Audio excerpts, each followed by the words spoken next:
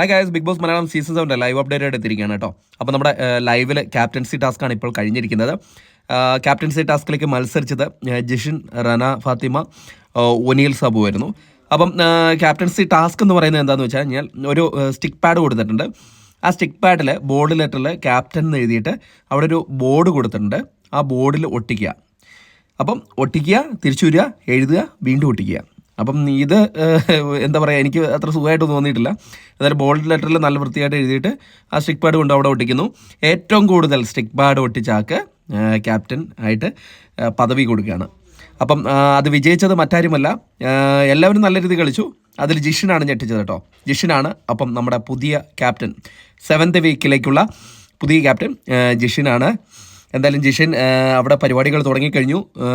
Kitchen ടീമിൻ്റെ ക്യാപ്റ്റനെയും എല്ലാം തീരുമാനിച്ചു. കിച്ചൺ ടീമിൻ്റെ ക്യാപ്റ്റൻ അനുമോളാണ്. അതോടൊപ്പം തന്നെ 5 പദ്ധതികൾ പറയാൻ പറഞ്ഞിട്ടുണ്ടായിരുന്നു. അപ്പോൾ ഓരോരുത്തർ വന്നിട്ട് പറഞ്ഞിട്ടുണ്ട്. എങ്ങനെയുണ്ട് ജിഷിൻ്റെ ക്യാപ്റ്റൻസി എന്ന് നമുക്ക് ഈ ആഴ്ചയിൽ നോക്കാം. പ്രേക്ഷകരെ നിങ്ങളുടെ അഭിപ്രായം കൂടെ ഒന്ന് പറയണം ക്യാപ്റ്റൻസിയിൽ ജിഷിൻ വിജയിച്ചതിനെ കുറിച്ച്. അപ്പോൾ കൂടുതൽ അപ്ഡേറ്റുകളുമായിട്ട് അടുത്തൊരു വീഡിയോ ആയിട്ട് കാണുന്നവരെ ടാറ്റാ ബൈ.